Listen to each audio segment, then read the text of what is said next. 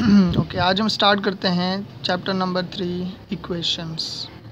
Basically equation क्या होती है? कोई भी अलजेब्राइक सेंटेंस, ओपन सेंटेंस ही हो भले, और वो सेंटेंस इक्वल सिंबल से डिनोट किया गया हो तो उसे हम बोलते हैं equation. Basically this is a equation. और इक्वेशन हमारे पास ये भी हो सकती है, इक्वेशन हमारे पास यूँ भी हो सकती है, ये भी हमारे पास एक इक्वेशन है। ये तो बेसिक टाइप्स बहुत सारे इक्वेशंस के होते हैं। अब हमारे पास हम आते हैं लीनियर इक्वेशन पे। सो लीनियर इक्वेशन वो इक्वेशन होती है जिसकी डिग्री फर्स्ट ऑर्डर में हो, यानी कि x plus 2 is equal to for example 0 कर दो भले, या x plus 3 is equal to 9 कर दो। तो ये जो इक्वेशंस हमारे पास हैं ये लीनियर इक्वेशंस हैं, यानी कि अगर आप इन इक्वेशंस को ग्राफ में प्लॉट करोगे तो हमेशा आपको एक लाइन ही मिलेगी। इस वजह से हम इसको क्या बोलते हैं? Linear equations.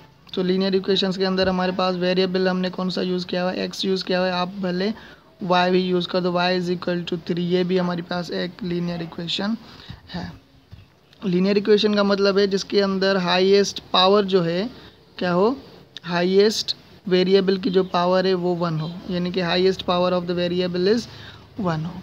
अब क्वाड्रेटिक इक्वेशन क्या होती है कि हाईएस्ट पावर जो है आपकी वेरिएबल की, या हाईएस्ट पावर जो होती है वेरिएबल की वो 2 होनी चाहिए। क्लियर? जैसे कि x square plus 2 is equal to 0, ये हमारे पास एक क्वाड्रेटिक इक्वेशन है। जैसे कि x square plus x plus 3 is equal to 0, ये भी हमारी एक क्वाड्रेटिक इक्वेशन है। अब आते हैं क्यूबिक इक्वेशन पे। क्यूबिक इक्वेशन वो इक्वेशन होती है जिसके अंदर वेरिएबल की हाईएस्ट पावर जो है वो 3 हो। अगर हाईएस्ट पावर 3 है तो वो इक्वेशन कहलाएगी क्यूबिक इक्वेशन। जैसे मिसाल के तौर a cube plus x square plus x plus 1 is equal to 0, ये हमारे पास एक क्यूबिक इक्वेशन है। वैसे हमारे पास क्यूबिक इक्वेशन ऐसे भी हो सकती है, x plus x cube plus x is equal to x square, ये भी हमारी एक क्यूबिक इक्वेशन है। अब बात है क्वाड्रेटिक इक्वेशन के ऊपर। क्वाड्रेटिक इक्वेशन वो होती है जिसके ऊपर हाईएस्ट पावर जो है वेरिएबल की वो 4 हो। अगर किसी भी इक्वेशन के वेरिएबल की हाईएस्ट पावर 4 आ जाए तो उस इक्वेशन को हम बोलते हैं क्वाड्रेटिक इक्वेशन, यानी कि ये है क्वाड्रेटिक इक्वेशन और ये होगी क्वाड्रेटिक इक्वेशन। क्लियर? ये हमारे पास एक क्वाड्रेटिक इक्वेशन है। क्वाड्रेटिक इक्वेशन ऐसे भी हो सकती है, x power 4 is equal to 0, ये क्वाड्रेटिक इक्वेशन है। अब आते हैं कंप्लीट और इनकम्प्लीट क्वाड्रेटिक इक्वेशन के। कौन सी इक्वेशन जो है वो कंप्लीट होगी और कौन सी इनकम्प्लीट क्वाड्रेटिक इक्वेशन कहलाती है? यानी कि कंप्लीट इक्वेशन वो होती है जिसके अंदर x की हाईएस्ट पावर 2 हो, उसके बाद x की पावर जो है वो कम होती जाए, जैसे 1 हो गई, उसके बाद x की पावर जैसे कि 0 हो गई और उसके बाद 0 आ जाए। तो ये होती है कंप्लीट इक्वेशन, जिसको हम कंप्लीट क्वाड्रेटिक इक्वेशन बोलते हैं। इनकम्प्लीट जो होती है वो इनकम्प्लीट क्वाड्रेटिक इक्वेशन ऐसी होती है जैसे x plus 1 is equal to 0, यानी कि इसके अंदर x वाला टर्म मिस है, यानी कि कोई भी एक टर्म मिसिंग होता है तो वो होती है इनकम्प्लीट क्वाड्रेटिक इक्वेशन, और जो ये कंप्लीट होती है उसे बोलते हैं हम कंप्लीट क्वाड्रेटिक इक्वेशन।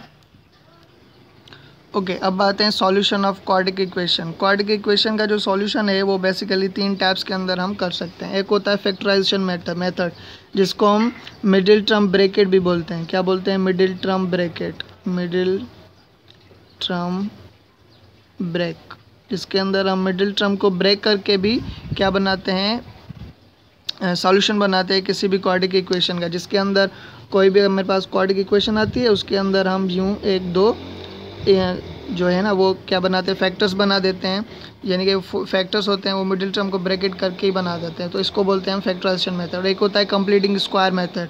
तो कंप्लीटिंग स्क्वायर मेथड के अंदर क्या करते हैं? यहाँ पे x वगैरह कुछ भी होता है, यहाँ पे x होता है, यहाँ पे भी x होता है, और यहाँ पे प्लस माइनस जो भी हो, यहाँ पे एक नंबर होता है, कांस्टेंट यहाँ पे भी एक कांस्टेंट होता है, तो यहाँ पे हमारा x यहाँ पे कुछ कांस्टेंट वगैरह आ जाएंगे। ये होता है कंप्लीटिंग स्क्वायर मेथड। और एक होता है क्वाड्रेटिक फार्मूला। अब क्वाड्रेटिक फार्मूला जैसा कि मेरे पास पता है कि x is equal to plus minus, quadratic formula क्या होता है? Minus b plus minus under radical b square minus 4ac upon 2a, ये होता है हमारा क्वाड्रेटिक फार्मूला। ये ड्राइव कैसे होता है ये हम नेक्स्ट वीडियो में देखेंगे, डेरिवेशन कैसे होती है।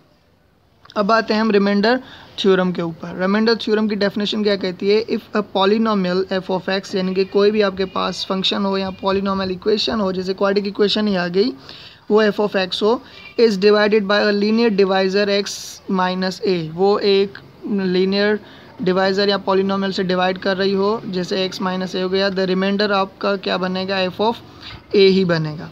यानी कि dividend is equal to divisor multiplied by quotient plus remainder, ये होता है हमारा बेसिकली रिमाइंडर थ्योरम। चलो एक एग्जांपल के थ्रू हम इसको समझते हैं कि ये कैसे होता है। ओके, हमारे पास एक एग्जांपल है, क्या कह रहा है कि 2x⁴ minus 3x³ plus x² plus 1 को डिवाइड करना है किससे, x माइनस 2 से। तो हम इसको डिवाइड करेंगे रिमाइंडर थ्योरम की तरफ से। पहले तो इसको सिंपली डिवाइड करते हैं जैसे करते हैं हम अलजेब्रा के अंदर, फिर इसको रिमाइंडर थ्योरम के अंदर रखेंगे इन वैल्यूज़ को। तो हमारे पास यहाँ पे क्या है, 2x⁴ है, यहाँ पे x है, तो हमारे पास आएगा 2x³ यहाँ पे आएगा, तो यहाँ पे बनेगा 2x⁴, और ये इसको जब इससे मल्टीप्लाई कराएंगे तो हमारे पास आएगा, सॉरी x माइनस ए नहीं, यहाँ पे होगा x माइनस 2। क्लियर, एक ही जगह पे कोई ना कोई वेरिएबल रखेंगे ना, तो इस वजह से x माइनस 2 है। अब इसको इनसे मल्टीप्लाई कराएंगे तो हमारे पास आंसर आएगा माइनस का 4x³। अब यहाँ पे क्या कराते हैं, माइनस, ये प्लस हो जाएगा, तो ये कैंसिल हो जाएगा, और यहाँ पे हमारे पास ये माइनस प्लस ये बचेगा हमारे पास x³, बाकी क्या बचा हमारे पास x² प्लस का 1। अब यहाँ पे क्या है, x³ है, यहाँ पे x है, तो यहाँ पे हम मल्टीप्लाई कराएंगे x² को, x² को मल्टीप्लाई कराएंगे तो ये x आएगा, और x² को 2 से मल्टीप्लाई कराएंगे तो माइनस का 2x² आएगा। अब यहाँ पे ये माइनस होगा, ये प्लस, ये वैनिश हो जाएगा, तो यहाँ पे प्लस प्लस प्लस हो जाएगा, यहाँ पे आएगा 3x² प्लस का 1 बचेगा। अब यहाँ पे हम क्या करेंगे, यहाँ पे 3x² है, यहाँ पे x है, तो हम क्या मल्टीप्लाई कराएंगे, 3x मल्टीप्लाई कराएंगे, 3x इसको मल्टीप्लाई कराएंगे तो यहाँ पे आएगा 3x²। अब 3x को 2 से मल्टीप्लाई कराओ तो आपके पास आएगा माइनस का 3x, सॉरी माइनस 3 नहीं, माइनस का 6 आएगा, क्योंकि 3 को 2 से मल्टीप्लाई आएगा, माइनस 6 आएगा, तो ये प्लस हो गया, ये माइनस, ये इसको डिवाइनिश कर दो, ये जो प्लस का x है ये आ जाएगा यहाँ पे 6x प्लस का 1। अब यहाँ पे क्या है, 6x है, यहाँ पे क्या है, x है, तो 6x यहाँ x है, तो आप मल्टीप्लाई कराओगे किससे, ओनली 6 से। अब 6 से इसको मल्टीप्लाई कराओ तो आपके पास आ गया 6x और माइनस का 6, सही है, माइनस का 12 आ जाएंगे, सॉरी माइनस का 12, ये माइनस हो गया, ये प्लस हो गया, और यहाँ पे होगा 13। क्लियर है, तो यहाँ पे ये जो 13 है आपका, ये होगा आपका रिमाइंडर, यानी कि जो ये 13 हमारे पास फाइनल में बचा है, ये है हमारा रिमाइंडर आ गया। क्लियर, अब ये रिमाइंडर है तो ये हमारा क्या है, डिवाइज़र है, ये हमारा डिवाइज़र आ गया, और ये हमारा क्या हो गया, डिविडेंड हो गया, ये हमारा डिविडेंड हो गया, और ये हमारा क्या आया, कोशिएंट आ गया, ये हमारा कोशिएंट आ गया। क्लियर है, यानी कि अगर आप डिवाइज़र को मल्टीप्लाई कराओ कोशिएंट से, यानी इन दोनों को मल्टीप्लाई करा के फिर रिमाइंडर को प्लस कराओ तो आपको डिविडेंड सेम ही मिलेगा, तो इसे हम बोलते हैं रिमाइंडर थ्योरम। तो इसे हम डायरेक्टली भी कर सकते हैं, रिमाइंडर थ्योरम का मतलब हम इसको डायरेक्टली भी कर सकते हैं। डायरेक्टली कैसे करेंगे, डायरेक्टली हम ऐसे करेंगे, जैसे हमारे पास डिवाइड किससे करना था, x माइनस 2 से, तो हम यहाँ पे यूँ लिख सकते हैं x is equal to 2 positive 2। अब x इज इक्वल टू 2 जो है ना, ये आप यहाँ पे रख दो, यानी कि यहाँ पे क्या है, 2x पावर 4 है आपके पास, और क्या है minus 3x³ plus x² plus 1, यानी ये जो वैल्यू है आपकी, ये आपने यहाँ रख दी, डिवाइज़र को यहाँ रख दिया। अब जहाँ पे x है ना, वहाँ पे x पावर 4 रख दो, तो आप जब इसको सॉल्व करोगे फाइनली आपके पास आंसर में, यानी कि रिमाइंडर में 13 ही बचेगा। क्लियर, यानी कि डायरेक्ट आप डिवाइज़र फाइंड करना चाह रहे हो किसी भी पॉलिनोमियल का डिवीजन के साथ, तो आप ऐसे डायरेक्टली कर सकते हो with the help of linear polynomial only.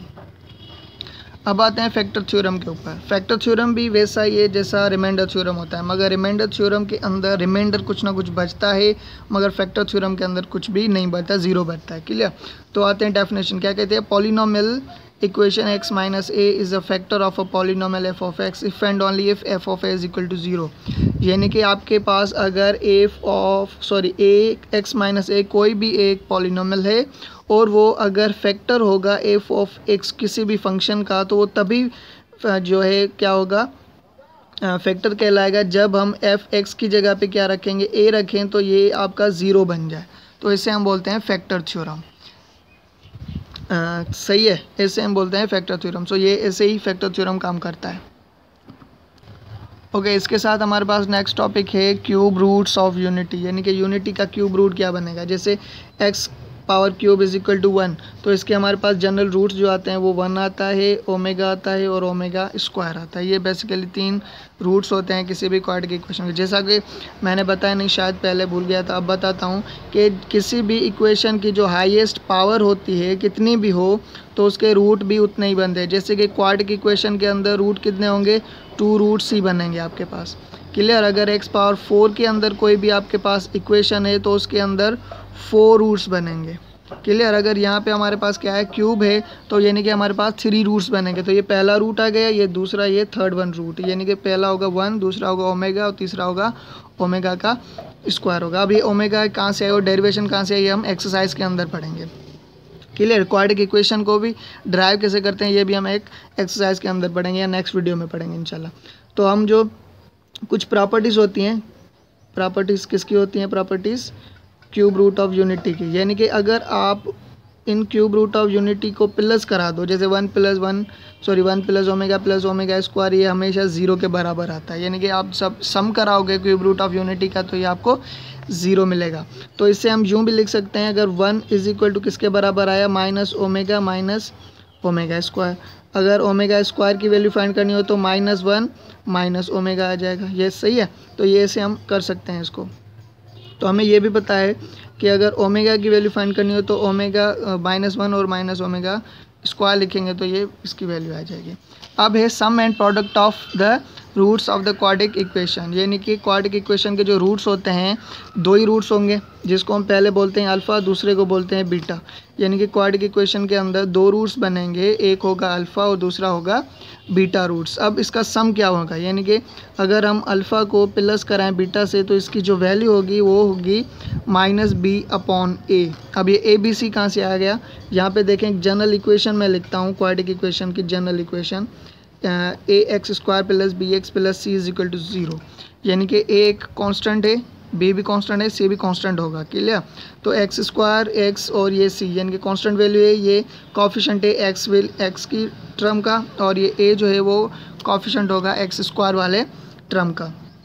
तो यहाँ पे जो -b/a लिखा हुआ है हमने, ये b जो है वो सेकंड टर्म का कोफिशिएंट है और o जो है वो फर्स्ट टर्म का कोफिशिएंट है। क्लियर है। तो सम ऑफ द रूट्स कैसे बनेंगे, -b/a, ये फार्मूला होता है। और प्रोडक्ट ऑफ द रूट्स कैसे बनेंगे, यानी कि प्रोडक्ट जो है वो होता है c/a। यानी कि ऐसे बनते हैं sum of the roots and product of the roots of the quadratic equation. सही है। इंट्रोडक्शन यहाँ तक क्लियर है, बाकी जो कुछ रह गया है वो हम एक्सरसाइज के अंदर क्लियर कर देंगे।